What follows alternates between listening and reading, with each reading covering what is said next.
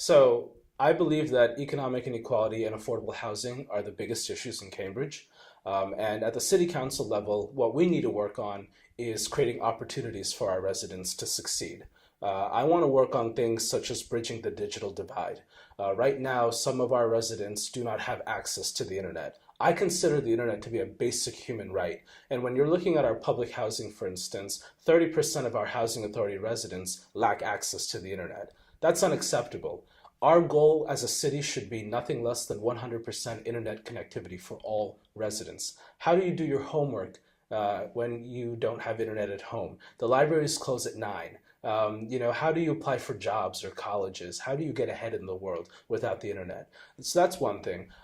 Secondly, I want to work on 21st century skills and computer science literacy. 50 miles south of here in Rhode Island, Governor Gina Raimondo has a statewide Computer Science for All initiative. She's partnered with Microsoft New England to make sure that every child in Rhode Island, K through 12, is learning age-appropriate computer science. By grade 12, you are not only college ready, but you're career ready. Microsoft New England is headquartered in Cambridge. If the entire state of Rhode Island can do this, there's no reason why Cambridge can't. And when I'm on the city council, I will work diligently with our nonprofits, with our for-profits, with our school committee and other stakeholders to make sure that the next generation of Canterbridgians are the most computer literate in the entire country.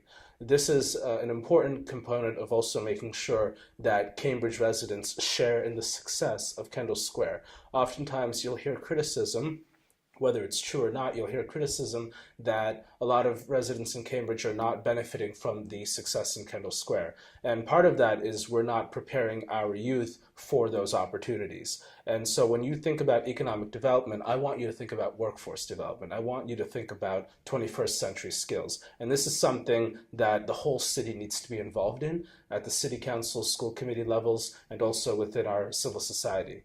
I also want to work on small business growth. Small businesses need advocates within the city council and within the city government. I want to create a one-stop shop for small businesses, a small business resource center to make sure that no matter if you're a third generation mom and pop shop or if you're the next young entrepreneur to come out of low-income housing, that Cambridge is a city where you can start a business, maintain, and thrive.